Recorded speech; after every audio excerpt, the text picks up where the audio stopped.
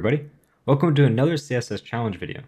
In this video, I'm going to be covering the surprisingly difficult yet extremely common problem of creating custom checkboxes. As you can see on the right here, I have 3 custom checkboxes that all have hover effects, all work when you click them, all uncheck when you click them again, and they work exactly the same as a normal checkbox. You can even tab through them. As you can see, I got a little shadow effect when you tab to it. They all work exactly like a normal checkbox would, and they'll even work for people that are using screen readers or other such devices to tab through the checkboxes or to read the labels from the checkboxes as they go, which is one of the things that is commonly forgotten when creating custom checkboxes. So to get started here, let's create the HTML that we're going to need for these checkboxes. Luckily, this is pretty simple. We just need a div that is going to wrap our checkbox. So we'll give it a class here. We'll just call it checkbox container. And inside of here, we're going to put our actual checkbox contents. So first, we want to put the input element for the checkbox. We're going to give it a type here, and it's going to be checkbox. And then we'll give it an ID here. We'll just call this one checkbox1 here. Close that off. And then we're also going to need a label for our checkbox. So let's put a label. We need to give it a for tag. The for attribute says what is this label for, and it is for our checkbox1 input right here, CB1.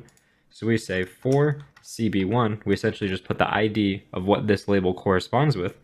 And then inside of here, we're going to put checkbox1. We'll save that, open that up with live server. And then since we used this for attribute, clicking on the actual label will check the checkbox or uncheck it as we want it to. So I'm just going to copy this checkbox container here, paste it down 2 more times so that we have 3 checkboxes just like in the example before.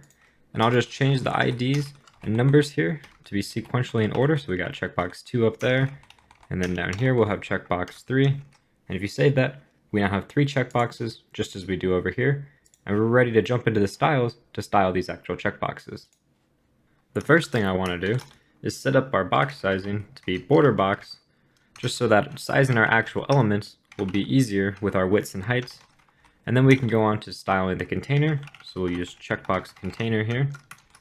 And we're going to use flexbox in order to lay out our checkbox input element and our label, because flexbox makes it extremely easy to vertically align our elements. As you can see over here, our checkbox is actually at the top of our text. If we zoom in here, you can see that it doesn't line up quite right with the bottom of our text. So what we want to do is make it so that it's positioned exactly in the center. So we'll use display of flex here, and then align items center in order to center those things vertically. And now you can see our checkbox is dead center with our text, which is exactly what we want. Now we can move on to actually styling the label for our checkbox here. So let's go to our checkbox container class here, and we want to select the label inside of that. And all we want to do in here is essentially make it so that our label has a pointer when we hover over it, because we want to indicate that it's clickable. So in here, we're going to change our cursor, and we're going to make it pointer.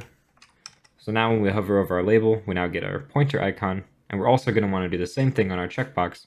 So let's create another selector here, and this time it's going to be for an input element, and we want to only select our checkbox inputs. So we'll say when the type is equal to checkbox, then we want to use another cursor of pointer here.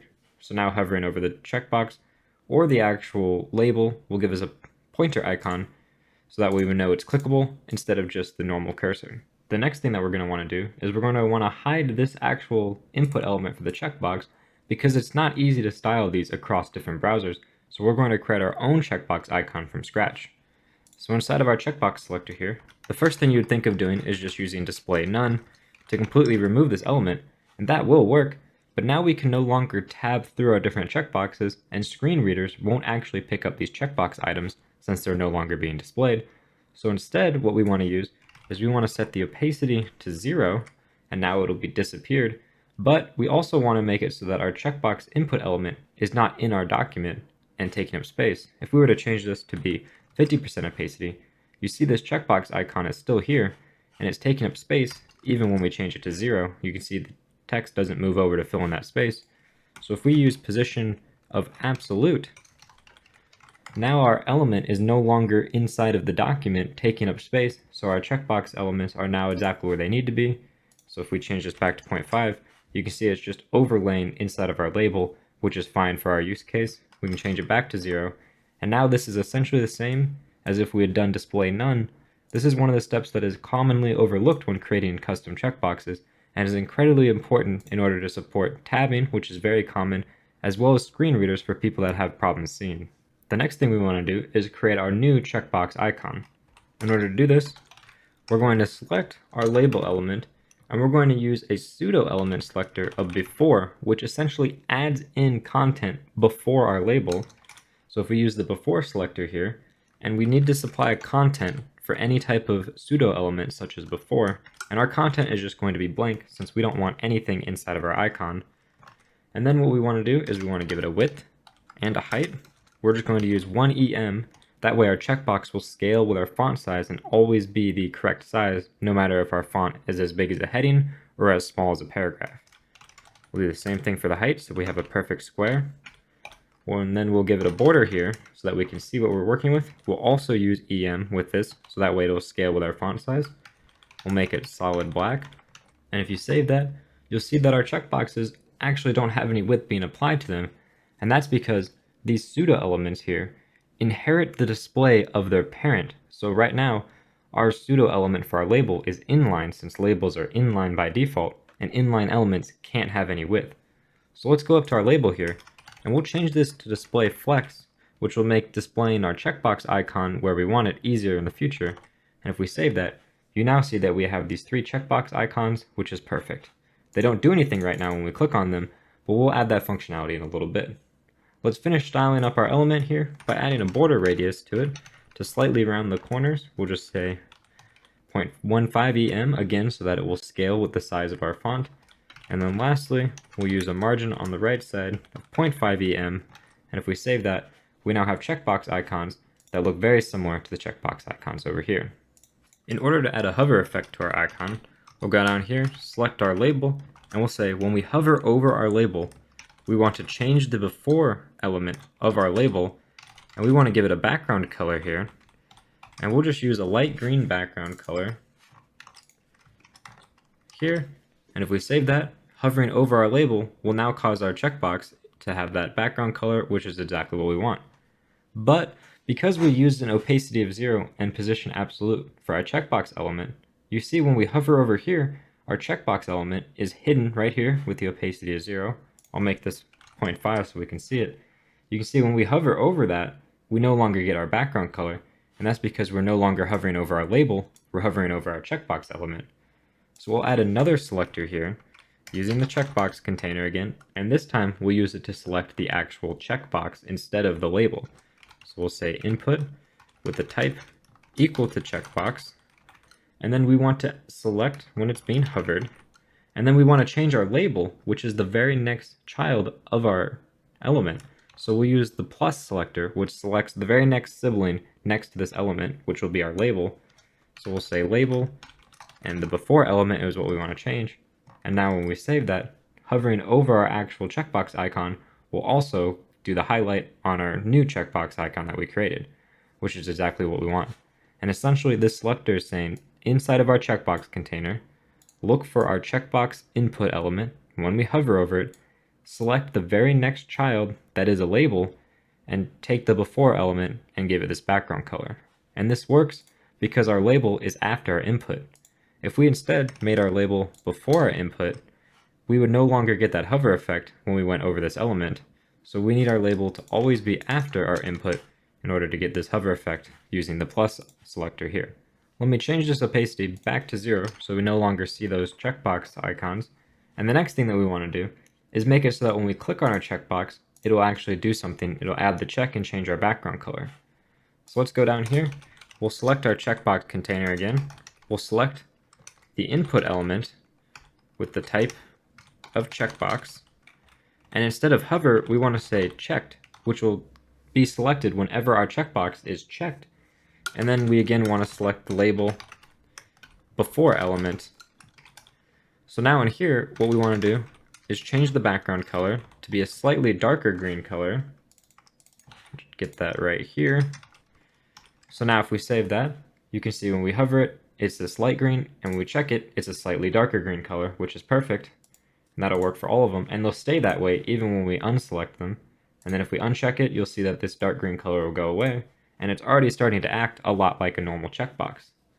Next, what we want to do is add in that actual checkbox icon, and in order to do that, we want to use the content selector here, and that'll tell us what content do we want to be inside of our element, and we want a checkmark icon, and in order to get that checkmark icon in CSS, all we need to do is use this icon code, which is 002714, which stands for a checkmark icon. So now, if we save this and go and click on one of our boxes here, you'll see we now get our checkbox icon inside of our checkbox. And if we uncheck it, it'll go away, and it'll stay there for all of our different checkboxes. But currently, this checkmark icon is not displayed very well, so we want to change our display a little bit in order to make it so that it's centered inside of our icon. So we'll go down here, we'll use display of flex inside of here, we'll justify the content into the center to make it so that it is center aligned horizontally, as well as we'll align the items in the center to vertically align it center, and now our checkmark icon is perfectly in the center of our checkbox. And the last thing we need to do is change our text color to be white so that our checkmark icon will show up a little bit better than the black icon. Now you'll see when we go and use these checkboxes, they'll all work exactly as expected, but normally when you click on a checkbox before releasing, something should happen to show that you've clicked on it. So in order to do that, we're going to use the focus state. This will also allow us to see which checkbox we have hovered over when we use tab in order to select our checkboxes instead of the mouse cursor. So in order to select that, we'll go into our checkbox container here. We'll use our input element to select our checkbox. And then we'll use the focus attribute in order to say which checkbox are we currently focused on. And then since we want to style the label, we'll use that sibling selector to get the before element of our label. And what we want to do in here is use a box shadow in order to use that shadow effect that we see here when we click on an element and focus on it or tab through our elements. So in order to do that, we want to use the first property of our box shadow, which is our offset in the X direction, which we want to be 0, since we want our box shadow to be in the dead center of our X axis, as well as 0 for the Y axis offset. And then this third property is going to be the amount of blur we want our shadow to have. So we want to use 20 pixels so that it'll blur a little bit away from our checkbox, but not too far. And then lastly, we'll just use a color of black here. And if we save that, now when we click on it, you see we get this shadow around our checkbox, and this works for all of our checkboxes as well as when we tab through them. Now the only thing left to do is go back into our index.html here and add in some line breaks here in order to space out our checkboxes. And if you save that, our checkboxes now work exactly the same as our checkboxes over here on this page. And that's exactly what we want. This is perfect. The best part about these checkboxes is not only do they look good, but they function exactly the same as normal checkboxes, and they're completely accessible to people using screen readers or people that are using their tab and spacebar to select their checkboxes as opposed to the mouse. The code for these checkboxes may look deceivingly difficult due to these extremely long selectors that we have, but it's actually a lot simpler than it looks. Essentially, all we're doing is selecting our input element inside of our container that we created for our custom checkboxes, and then we're just determining which type of state we want to style. Do we want to style when we're hovering? Do we want to style when we focus on it? Or do we want to style it when we have it checked? And that's all that we're really doing with these big long selectors. So there's really not much code that goes into creating these checkboxes, and the most important part of this code is right here where we change the old checkbox to be an opacity of 0 and position absolute, which allows us to have accessible checkboxes for people using screen readers or the tab key as I've mentioned earlier. This is something that's very often forgotten, but is crucial when creating these checkboxes. We also used EMs in order to style our actual checkbox sizing. So if we go up to our label element and increase our font size to be, for example, 50 pixels, save that and zoom out, you'll see our checkbox actually scales to be the exact same size as our checkbox text here, and all of the spacing is exactly the same. So I hope you guys enjoyed this video and learned something about making scalable and accessible, good-looking custom checkboxes. If you guys did enjoy it, please leave a like down below and let me know what kind of CSS challenges you want me to complete in the future. Thank you guys very much for watching and have a good day.